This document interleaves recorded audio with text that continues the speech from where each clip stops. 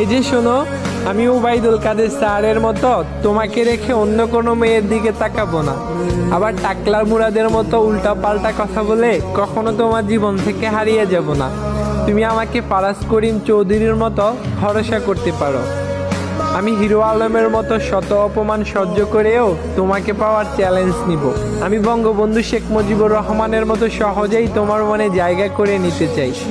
জাফর ইকবাল স্যারের মতো ভুল তথ্য দিয়ে মানুষের মন ভাঙার মতো আমি কখনো তোমার মনটাকে ভেঙে দিব না। তুমি আমাকে ইসরাক হোসেনের মতো ভরসা করতে পারো। আমি মাশরাফি বিন মুর্তজার মতো তোমাকে সবসময় আগলে রাখবো। মমতাজ যেমন সংসদে গান গেয়ে সবার মন ভালো করে, ঠিক তেমনিভাবে আমিও গান গেয়ে তোমার মন ভালো করে দিতে চাই। তোমাকে নিয়ে কেউ বাজে কথা বললে আমি রুমিন পারহানার মতো সাথে সাথে তার প্রতিশোধ নিয়ে নিব। আমি কখনো শামীম ওসমান স্যারের মতো তোমার সাথে রাগ দেখিয়ে কথা বলবো না। আমি আন্দালিব রহমান পার্থ স্যারের মতো শান্ত ভাষায় সবসময় সুন্দর করে তোমার সাথে কথা বলবো। বিশ্বাস করো, আমি কখনো তোমাকে ডক্টর দীপু মনির মতো কড়া শাসন করব না।